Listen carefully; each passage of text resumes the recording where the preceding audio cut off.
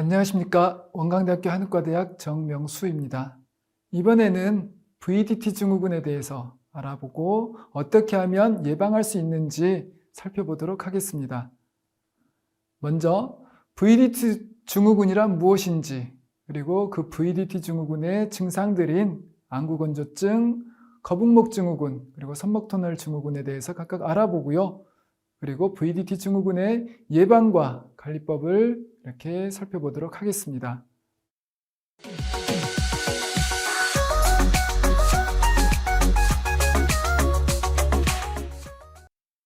먼저 VDT 증후군이란 무엇인지 한번 살펴보도록 하죠. VDT 증후군이란 영상기기를 장시간 사용하거나 혹은 반복적인 작업으로 인해서 다양한 증상이 복합적으로 발생하는 것을 VDT 증후군이라고 합니다. 눈으로는 눈이 피로하거나 혹은 안구건조증이 발생하고요. 그 다음에 어깨, 목, 허리, 손목 등이 아픈 근골격계 질환, 그리고 두통이나 우울, 불안, 초조 같은 정신신경계 질환도 동반하기도 합니다. 청소년들의 경우 보통 인터넷을 사용하는 데 있어서 보통 일주일에 대략 한 20.7시간을 사용한다고 그래요. 하루에 한 번 이상 사용하는 경우가 98.8%, 그래서 온라인 게임이나 이런 것들이 거의 생활화되어 있습니다. 특히 인스턴트 메신저 게임 이용률이 99.9%에 이르고 있습니다. 그리고 또한 교육학습에 인터넷을 활용함으로 인해서 온라인 교육 이용률 또한 99.7%에 이릅니다.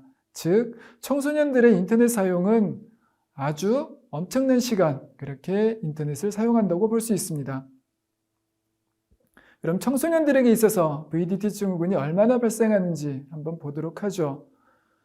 현재 우리나라에서 VDT 증후군 환자는 건강보험 심사평가원 통계 결과 2021년 665만 명이 VDT 증후군이고요. 그 중에서 청소년은 해마다 30만 명 정도 발생하는 것으로 보고되고 있어서 전체 VDT 증후군 환자의 5% 내외를 차지하고 있습니다.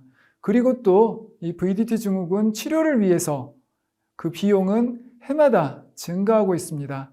2017년 4,607억 원이었는데 2021년에는 그보다 절반가량 증가한 6,566억 원이 이렇게 요양급여 비용으로 지불이 되었고요. 그 중에서 청소년은 그 비용의 대략 2.7% 내외 차지하고 있지만 해마다 증가하고 있습니다. 그럼 VDT 증후군의 원인은 무엇인지 보도록 하죠. 우선 무엇보다도 컴퓨터나 이런 인터넷 작업을 하는 데 있어서 부적절한 자세, 그리고 컴퓨터 화면의 크기나 밝기가 적당하지 못해서 이렇게 해서 나타나기도 하고요. 그 다음에 모니터의 높낮이가 맞지 않아서, 그리고 화면에 어떤 그런 색상 문제도 있고요. 그 다음에 오랫동안 컴퓨터를 사용하지만 휴식 시간이 부족하다거나 아니면 실내 환경적인 문제, 그리고 전자파도 문제가 되어지고요. 그리고 사용자에게 맞지 않는 책상이나 의자, 이런 것들이 VDT 증후군의 원인으로 이렇게 보고되고 있습니다.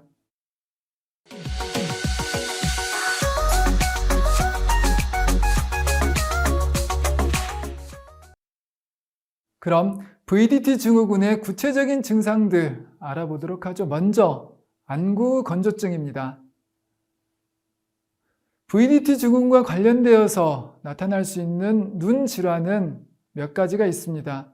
근시가 악화된다든가, 즉 가까운 데만 보이고 멀리는 보이지 않는 그러한 증상이 더욱더 악화될 수 있고요. 그 다음에 또한 조절장애, 눈을 보는 데 있어서, 사물을 보는 데 있어서 조절이 잘 되지 않는 그런 조절장애, 그 다음에 사시로 인해서, 그래서 두 가지로 이렇게 보여지는 것이 있고요. 그 다음에 눈이 좀 많이 건조한 그런 안구건조증, 그리고 실명에 이를 수 있는 황반변성 같은 것들이 VDT 증후군으로 발생될 수 있는 눈 질환으로 이야기됩니다. 그 중에서 안구건조증은 영상기기 사용 증가나 혹은 콘택트 렌즈 착용이 증가함으로써 안구건조증이 많이 발생한다고 알려져 있습니다. 눈을 장시간 깜빡이지 않아서 눈 표면에 수분 유지가 어려워서 그래서 안구건조증이 유발이 되어지고요. 이런 안구건조증은 눈이 쉽게 피로하다든가 혹은 눈에 무엇인가 어떤 이물이 끼어 있는 것 같은 이물감이 든다든가 아니면 끈적끈적한 그러한 물질이 분비된다든가 혹은 눈이 갑자기 열감이 이렇게 날 수도 있고요. 아니면 눈이 쉽게 가려워지고 그리고 또 눈부심이 발생하는 등의 어떤 그런 증상들이 나타납니다. 이런 안구건조증이 만성화되면, 즉 오래되면 염증을 유발하고 그리고 외부의 바이러스나 세균에 쉽게 감염이 될 수 있는 그런 위험도가 상승합니다.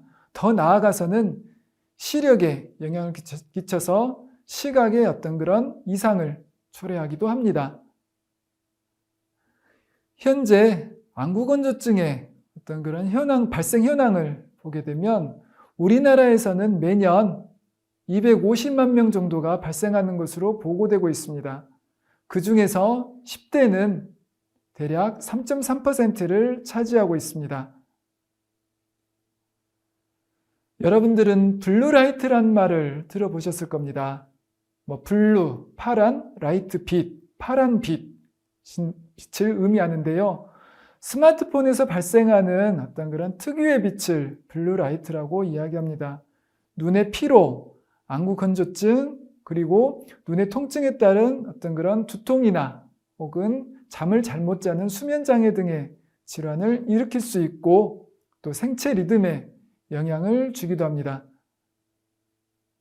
그러면은 VDT 관련 눈 질환을 예방하는 방법은 무엇이 있을까요? 눈에 잠깐 휴식을 주는 게 필요합니다. 과도한 작업은, 즉 모니터 혹은 스마트폰을 과도하게 이렇게 사용하게 되면 눈의 피로 그리고 또 눈 깜빡임의 어떤 그런 줄어들어서 수분의 소실, 그래서 안구건조증이 쉽게 유발이 되어지죠. 그래서 최대한 50분 작업하고 10분은 쉬는 그러한 수칙을 지켜주시면 좋겠고요. 그리고 관련해서 2시간 이상 연속적으로 컴퓨터 작업은 사용하지 않으셨으면 좋겠습니다. 그리고 실내를 너무 춥거나 건조하지 않게 그렇게 해주세요. 너무 춥거나 건조하게 되면 너무 추운 것도 실내를 쉽게 건조하게 만들고요. 습도는 대략 한 40에서 70% 정도 이렇게 어느 정도 수분을 유지할 수 있도록 신경을 써주시기 바랍니다. 그리고 스마트폰 그리고 컴퓨터 사용할 때는 올바른 자세로 사용해 주세요. 모니터 화면의 높이는 눈보다 약간 낮게 그렇게 설정해 주시고요. 흔들리는 곳, 즉 차량이나 아니면은 길 가면서 걸으면서 스마트폰을 사용하는 것은 가급적 하지 말아 주시기 바랍니다. 그래서 눈을 충분히 휴식을 시켜 주시고요. 컴퓨터 이용은 아까 말씀드렸던 것처럼 50분마다 10분씩 그렇게 휴식을 해주시기 바라고, 그 다음에 너무 가까이에서 책을 보는 것보다는 약간 떨어져서 이렇게 책을 보시도록 이렇게 해주십시오. 그리고 TV와 시청할 때는 2m 이상 거리를 두면서 전자파의 영향을 최소화시킬 수 있도록 그렇게 해주시기 바랍니다. 그럼 눈 운동법 한번 해볼까요? 첫째, 눈동자를 좌우로 그렇게 한번 움직여 주세요. 그 다음에 두 번째, 눈을 위, 아래, 그 다음에 옆에, 좌우, 그 다음에 45도 각도로 이렇게 해서 우리 보통 사방팔방 그 이야기를 하죠. 네, 그래서 눈을 이렇게 8개 방향으로 이렇게 해서 바라보고, 바라볼 수 있도록 눈동자를 그렇게 움직여 주시고요. 그 다음에 눈은 위아래로, 눈동자 위아래로, 그 다음에 눈동자를 사선 방향으로 이렇게 해주시기도 하고, 눈동자를 한번 돌려주세요. 그리고 눈을 가운데로 한번 몰아보시기도 하고요. 그렇게 눈동자를 운동을 한번 시켜주세요. 눈에 도움을 주는 눈 지압법을 한번 해보도록 하겠습니다. 첫째, 눈 주위를 꼭꼭 눌러주세요. 이렇게요. 그 다음에 두 번째, 태양혈을 눌러주는 방법도 있습니다. 태양혈은 보통 우리 관자놀이라고 이야기를 하죠. 옆에 움푹 파인 부분, 그쪽을 꾹꾹 눌러주시고요. 이렇게. 세 번째는 정명혈이라고 있습니다. 눈 안쪽, 눈의 안쪽을 이렇게 꼭꼭 눌러주시고요. 그 다음에 눈동자 위에 이렇게 눌러주세요. 그리고 마지막으로 눈을 이렇게 한번 덮어주세요.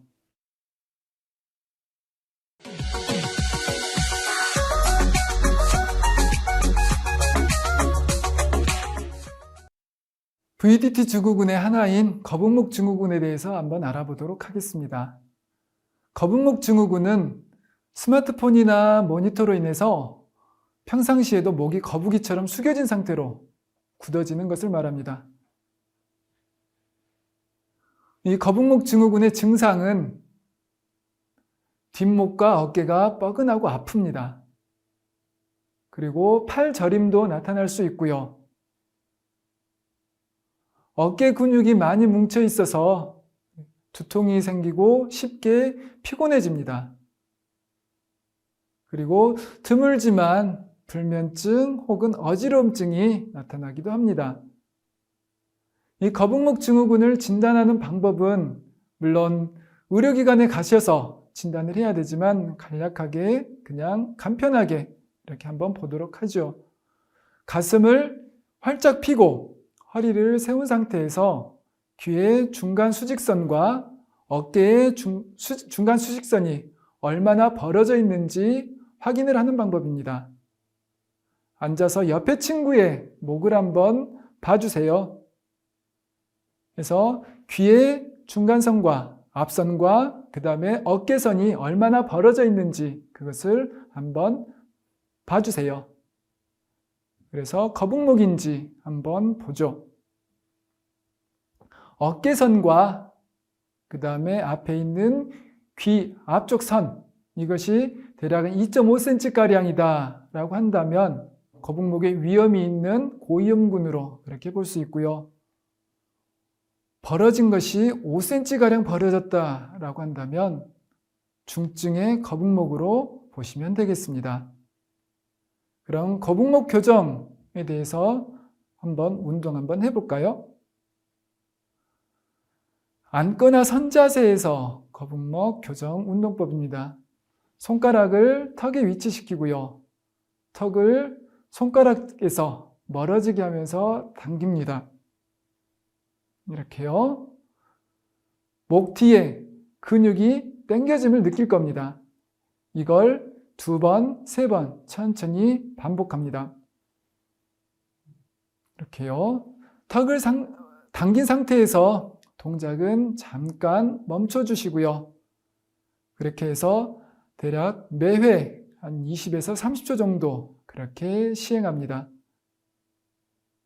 그 다음에 서서 벽을 미는 자세에서 거북목 교정 운동입니다. 벽을 등지고 서고요. 작은 공을 머리 뒤에 이렇게 위치를 시킵니다.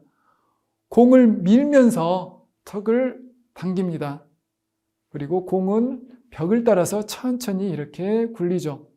시선은 밑을 보지 말고 계속 앞을 보면서 여기 뒤에 공이 있다 생각한다면 이런 식으로 뒤로 이렇게 되겠죠.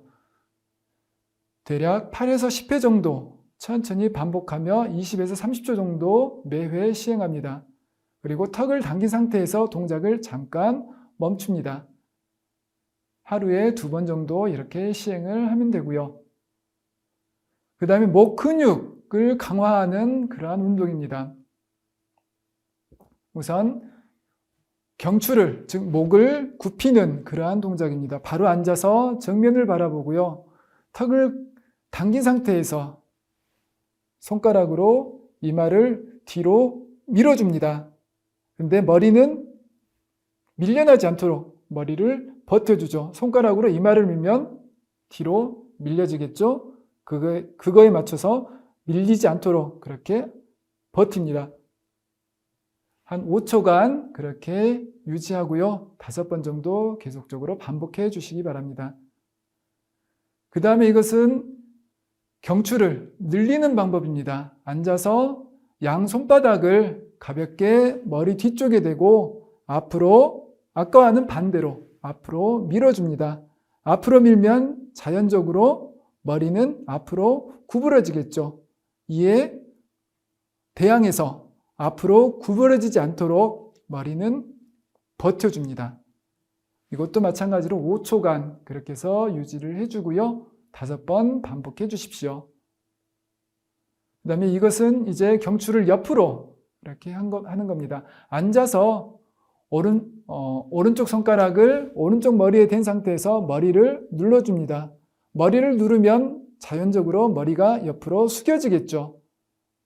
그래서 머리는 밀려나지 않도록 다시 버팁니다. 이렇게요. 이것도 마찬가지로 5초간 5번 반복해 주시고요. 그리고 반대로 왼손을 이용해서 왼쪽 머리도 똑같이 그렇게 시행을 해 주십시오. 이게 목의 근력을 이렇게 강화하는 운동이 되겠습니다.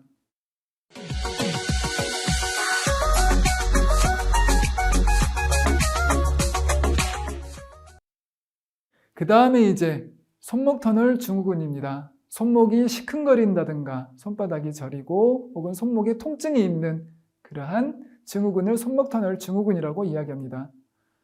손목과 손가락 뼈 사이에 신경이 변형돼서 감각 이상이나 통증이 발생하는 경우입니다. 갑자기 손목에 힘이 빠져서 물건을 짚거나 뚜껑을 돌리기가 힘들든지 혹은 손을 반복적으로 사용하면 그러한 증상이 심해지고 손에 감각이 없거나 아니면 타는 듯한 통증을 느낀다거나 그리고 섬세한 동작을 하기가 어려운 것이 바로 손목 터널 증후군의 어떤 그런 증상입니다.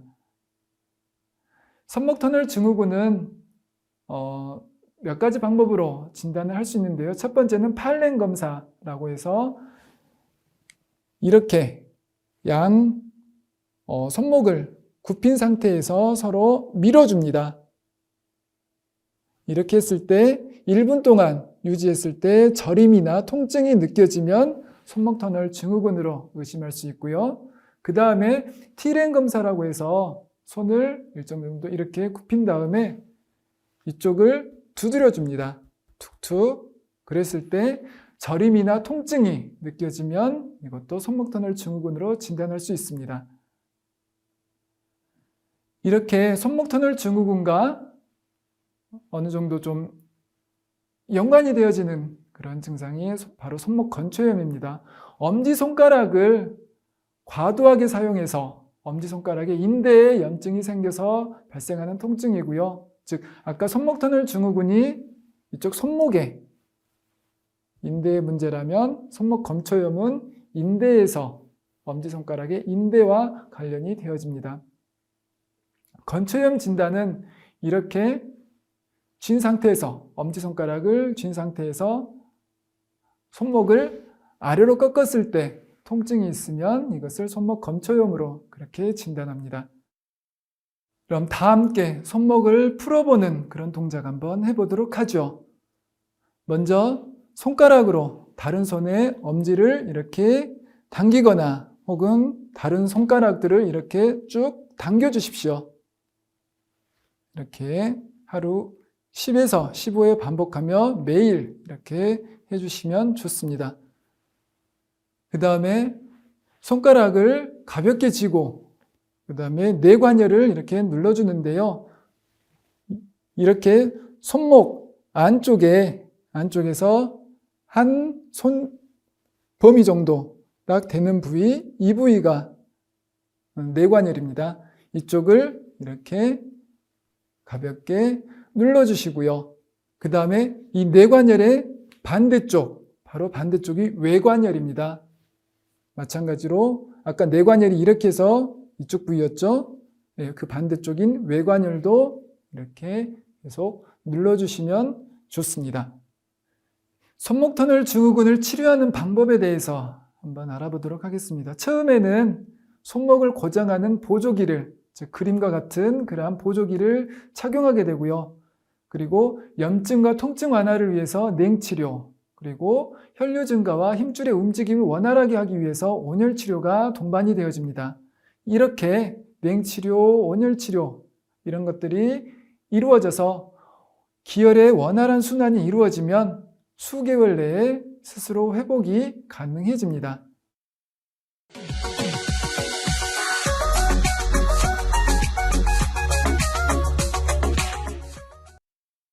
그럼 VDT 증후군의 예방과 관리법에 대해서 한번 알아보도록 하겠습니다. VDT 증후군은 예방이 중요합니다. 적절한 인터넷 그리고 스마트폰 사용은 적절하게 그렇게 해주시고요. 그 다음에 주변 환경은 건강하게 그렇게 유지해 주시기 바랍니다. 그리고 인터넷, 스마트폰 사용 시 올바른 자세 꼭 생활화해 주실 필요가 있고요. 그 다음에 스트레스를 풀 수 있는 건강한 취미를 갖도록 해 주십시오. 그리고 증상이 의심될 때는 가까운 의료기관을 방문해 주시고 또한 증상이 심화될 경우 전문 의료진과 상담해 주시기 바랍니다.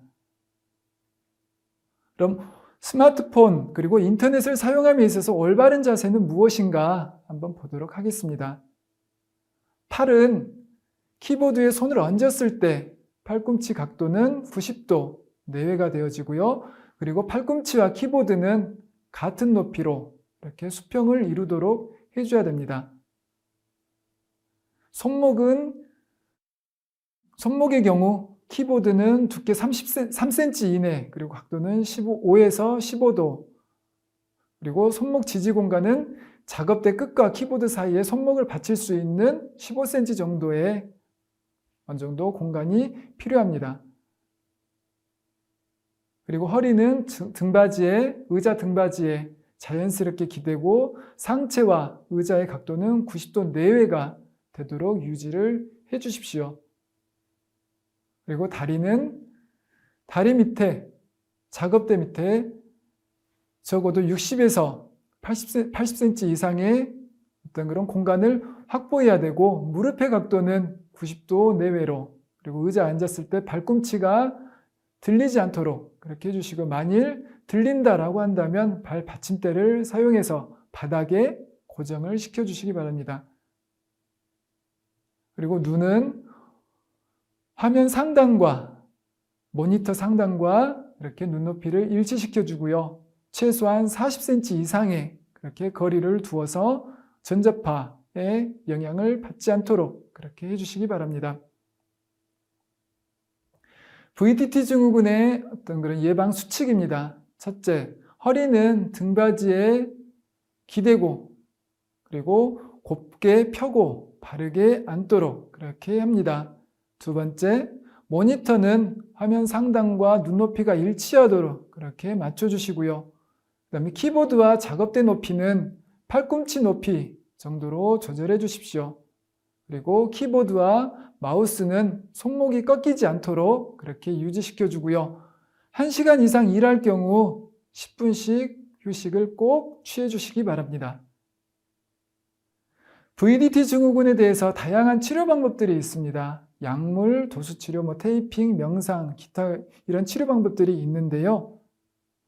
약물 치료는 증상이 심할 경우 전문 의료진의 상담 그리고 진료 처방이 필요합니다. 반드시 전문 의료진과 상담을 꼭 해주시기 바라고요.